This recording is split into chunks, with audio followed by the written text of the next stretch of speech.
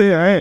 سب سے پہلی بات کہ انسان کے پاس عقائد تقلیدی نہ ہو۔ میں نے بابا سے سنا تھا، بابا نے کلمہ پڑھا دیا، اماں نے کلمہ پڑھا دیا، توحید کی ایک دلیل نہیں ہے۔ عزیزان گرامی، اپنے عقائد مضبوط کرے، توحید پر لاجواب دلائل، نبوت پر لاجواب دلائل، امامت پر لاجواب دلائل، قیامت پر لاجواب دلائل ہونے چاہیے، اور فقط دلیل نہیں، عقل سے آگے سفر بڑھے اور قلب تک پہنچے، دل میں توحید اتر جانی چاہیے۔ سبحان اللہ۔ آیت اللہ جوادی عاملی حافظ اللہ فرماتے ہیں کہ آپ کا ایکسیڈنٹ ہو جائے، آپ کو ایک ٹھوکر لگ جائے، آپ کو اپنا نام بھول جاتا ہے، کچھ ہے معلومات، ایک ہے علم، کچھ ہے ملکات۔ علم، معلومات اور ملکات میں فرق ہے۔ حوادث میں معلومات بھول جاتی ہیں، باقی جو رہتا ہے وہ ملکات باقی رہتے ہیں۔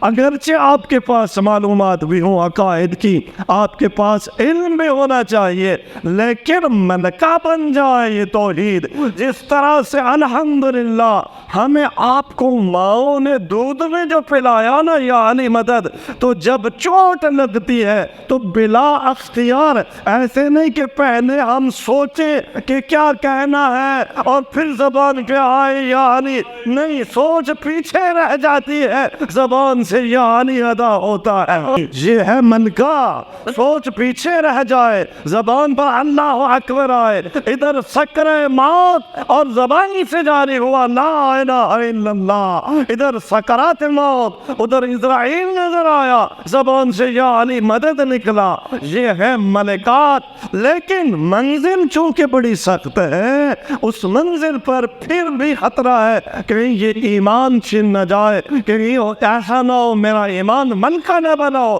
تو ایک کام ضرور کیجئے، اور وہ دعا ہے، وہ دعا مانگا کرے، اور دعا عربی زبان میں جو ہے اللہم انی اودعتک یقینی ھذا۔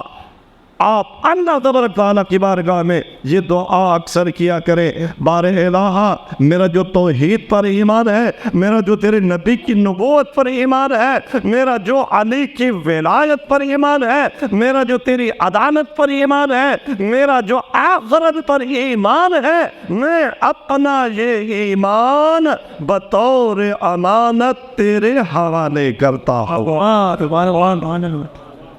وَقَدْ أَمَرْتَنَا بِحِفْظِ الْوَدَائِ، میرے اللہ تو نے ہمیں حکم دیا ہے کہ امانتوں کی حفاظت کرو۔ تو بار الہ میری یہ چھوٹی سی امانت تو اس کی حفاظت فرما۔ فَرُدَّنِي إِلَيْهِ حِينَ حُضُورِ مَوْتِي، بار الہ ایک منزل بڑی سخت آئے گی، مجھے وہاں اس امانت کی ضرورت ہوگی۔ جب سکرات اور غلران کا وقت ہو، میرے اللہ تو اس وقت مجھے یہ میری امانت واپس دے دینا۔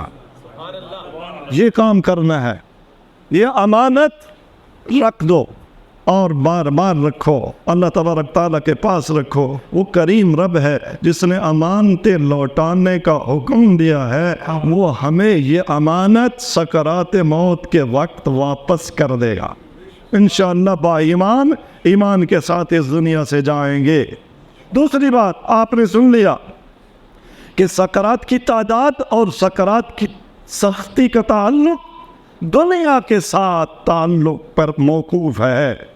جتنا آپ کو دنیا عزیز ہوگی، جتنا دنیاوی تعلقات پختہ ہوں گے، اتنا سکرات موت زیادہ بھی ہوں گے، اتنے سکرات موت سخت بھی ہوں گے۔ لہذا دنیا کی حقیقت کو پہچان، دنیا کو اہمیت نہ دے۔ اور دنیا کی یہ توصیف قرآن نے بیان کی، معصومین نے بیان کی کہ اعلموا انما الحیات الدنیا لعب و لہو وزینۃ وتفاخر بینکم وتکاثر فی الاولاد والاموال، کہ جان لو دنیا بے وقعت ہے۔ مولا امیر المومنین، ظاہراً جنگ صفین کا موقع ہے، کوئی موقع ہے، ٹوٹے ہوئے جوتے کو مولا خود کانٹے لگا رہے ہیں۔ ابن عباس سے پوچھا، اے ابن عباس میرے اس جوتے کی قیمت کیا ہے؟ ابن عباس نے یہی کہا، مولا اس کی کوئی قیمت نہیں ہے، آپ تو اس کو پھینک دینا چاہیے۔ آپ نے فرمایا دیکھو تمہارے اوپر حکومت کی قیمت وہ علی کی نظر میں کم تر ہے، اس جوتے کی قیمت زیادہ ہے۔ جنہوں نے ظلم کیے، حق غصب کیے، زہرا کا دل دکھایا، اہل بیت سے حق چھینا، معصومین سے حق چھینا، شہید کیا حکومتوں کے لیے، اقتدار کے لیے، شر کو غرب عالم کا اقتدار اگر مل جائے خدا کے لیے نہ ہو تو وہ علی کے ٹوٹے ہوئے جوتے سے بھی کم ارزش ہے۔ یہ دنیا اگر آخرت کے لیے نہ ہو تو اس دنیا کی کوئی قیمت نہیں ہے۔ بکری کی ناک سے جو پانی بہتی ہے اس کے برابر بھی اس دنیا کی قیمت نہیں ہے۔ اس دنیا سے مراد یہ آسمان و زمین نہیں ہے، میری آپ کی دنیا وہ ہوتی ہے جو یا ہماری جیب میں ہوتی ہے، یا ہمارے بینک اکاؤنٹ میں ہوتی ہے، یا ہمارے گھر میں ہے، یا اولاد کی صورت میں ہے، یا جائیداد کی صورت میں ہے، یا پراپرٹی کی صورت میں ہے۔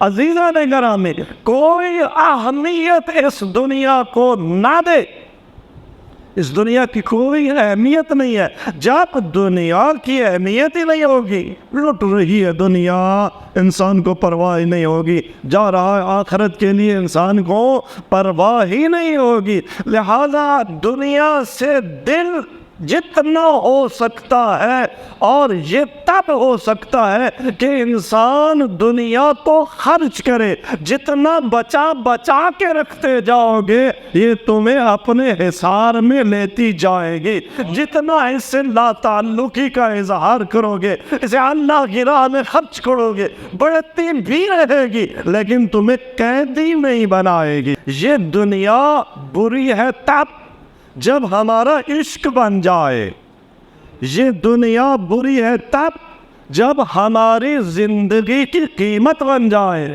جب ہمارے ایمان کی قیمت بن جائے۔ لیکن یہ دنیا قیمتی بھی ہے، جیسے اس دن عرض کیا تھا کہ یہاں زندگی کی ارزش ہے، کوئی ایسا کام جس سے زندگی کم ہوتی ہو حرام ہے، بنابری جیسے زندگی کو کم کرنے والے کام حرام ہے۔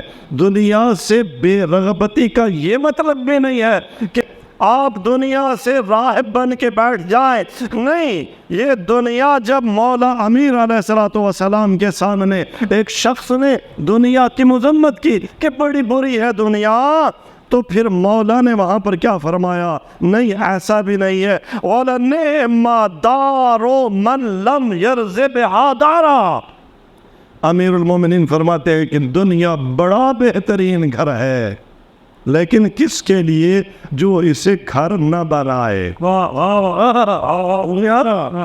عجیب، دنیا بڑا نعمت دار ہوگا، بڑا ہی بہترین گھر ہے یہ دنیا، لیکن کس کے لیے؟ جو اسے گھر نہ بنائے۔ وہ محل من لم یوطنها محلہ، بہترین محلات، اتنے بہشت کے محلات بھی بہترین نہ ہو، کیونکہ بہشت کے محل میں پہنچ کر مزید ثواب نہیں کمایا جا سکتا۔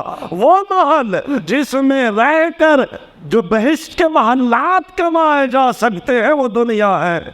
لہذا مولا نے فرمایا بہترین محل دنیا، ان الدنیا دار صدق لمن صدقہا، دنیا سچائی کا گھر ہے، کس کے لیے؟ جو دنیا کی حقیقتوں کی تصدیق کرے۔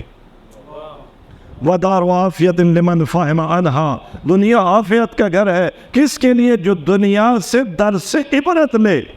وَدَارُ غِنَىٰ، دنیا تو ثروت کا گھر ہے، کس کے لیے؟ لِمَنْ تَزَوَّدَ مِنْهَا، جو دنیا میں ذات آخرت کا جمع کرتا رہے۔ وَدَارُ مَوْعِظَةٍ لِمَنِ اتَّضَى بِهَا، یہ موعظہ اور پند و نصیحت کا گھر ہے، اس کے لیے جو نصیحت لے آگے میرے مولا نے عجیب جملہ فرمایا دنیا مسجد و احباء اللہ، دنیا تو اللہ کے حبیبوں کی سجدگاہ ہے۔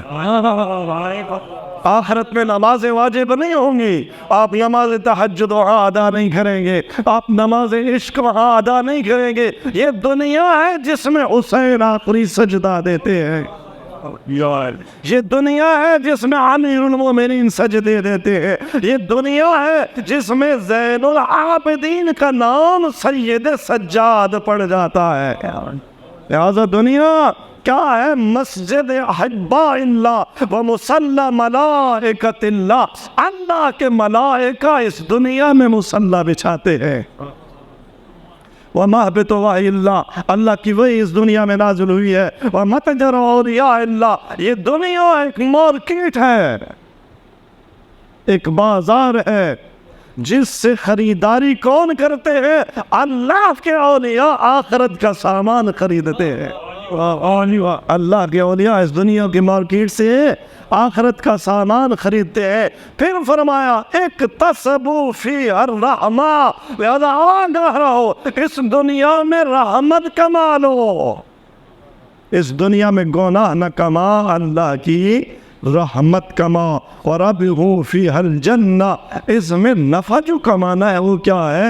وہ بینک بیلنس نہیں ہے، وہ کوٹھیاں اور کاریں نہیں ہیں، وہ بنگلے نہیں ہیں، وہ پراپرٹیز نہیں ہیں، وہ شہرت نہیں ہے، وہ اقتدار نہیں ہے۔ وَرَبِّهُ فِيهَا الْجَنَّةِ، اس میں نفع جنت کمانا ہے۔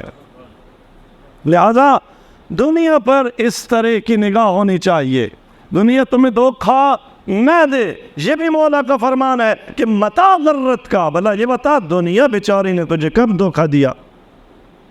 اب مسار آبائے کا، بھلا اسی دنیا میں تیرا باپ نہیں کھوت ہوا؟ تمہارے آبا گرے اس دنیا میں، زمین پر گرے، موت سے گرے۔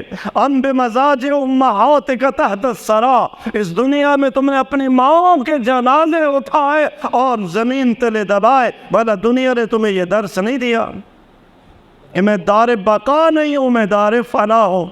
دنیا تو یہ سبق سکھاتی رہی۔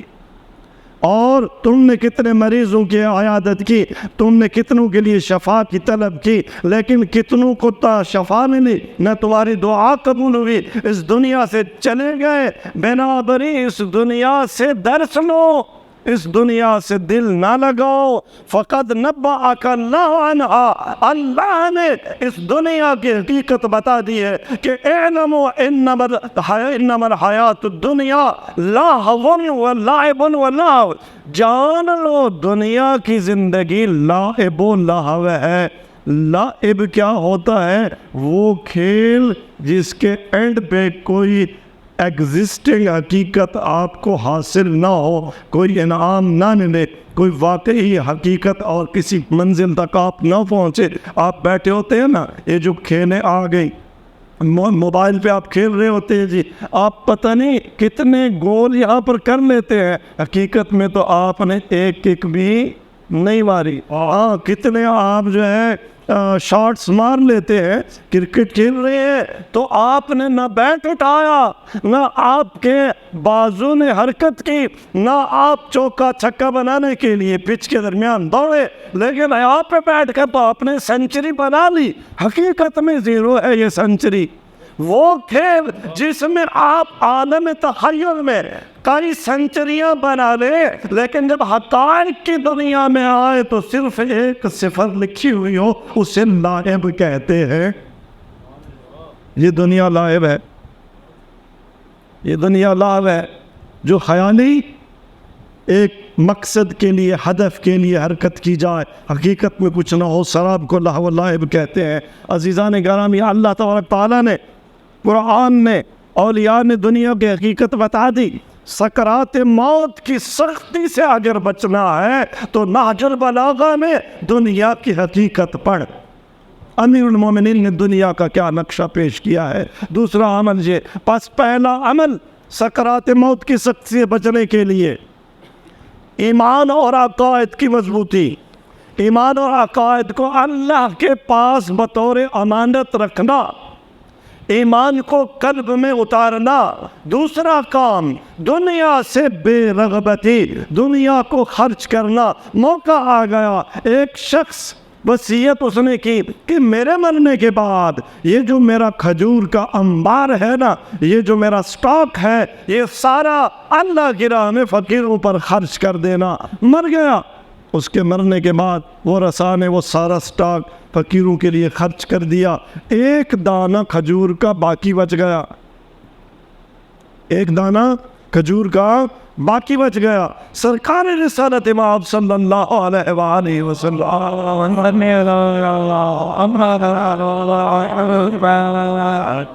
آپ نے اس ایک دانے کی طرف اشارہ فرمایا کہ اگر یہ شخص، اگر مرنے والا اپنی زندگی میں فقط ایک دانہ یہی جو بچ گیا ہے یہ خود اللہ کی راہ میں خرچ کر دیتا تو وصیت کے طور پر جو پورا سٹاک اللہ کی راہ میں خرچ کیا گیا ہے اس کا ثواب کم ہے، اس ایک دانے کا ثواب زیادہ تھا، اس ایک دانے کا ثواب زیادہ تھا۔ کیوں؟ اگر اپنی زندگی میں خود خرچ کرتا اللہ کی راہ میں تو دنیا سے بے رغبتی آتی، اس کی تمرین ہوتی، وہ ملکہ بن جاتا۔ لہذا عزیزان گرامی اپنی زندگی میں خرچ کرو، بعد میں کوئی تمہاری خیر و بھلائی کے لیے خرچ نہیں کرے گا، اگر کرے گا تو اس کا ثواب ان کو ملے گا، آپ کو صرف افسوس ہوگا کہ کاش یہ جو میرے مان سے میرے ورثاء نے تجارت آخرت کی کرنی ہے میں نے خود یہ تجارت کر لی ہوتی۔ یہ دو کام عزیزان گرامی۔ تیسرا کام سکرات موت کی آسانی کے لیے وہ ہے محبت علی اور اولاد علی۔ پیغمبر اکرم صلی اللہ علیہ وآلہ وسلم نے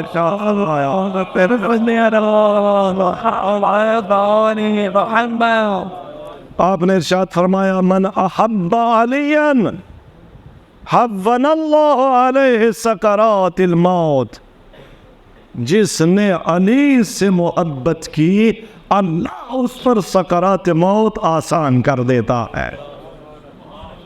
علی سے حقیقی محبت کرو عزیزان گرامی، اپنے اولادوں کو محبت علی سکھانا، یہ وہ نعمت ہے کہ جس سے بڑھ کر اس کائنات میں کوئی نعمت نہیں ہے۔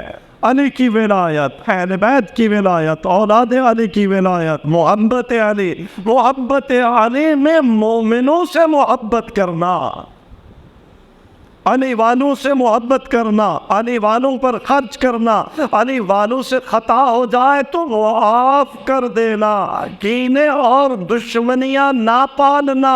یاد رکھو جس نے اپنے مومن بھائی کی خطا، اس کی زیادتی فقط محبت علی میں معاف کر دی تو مرگ کے وقت علی اس کا ہاتھ تھام لیں گے۔ محبت علی سکرات موت کی آسانی کے لیے۔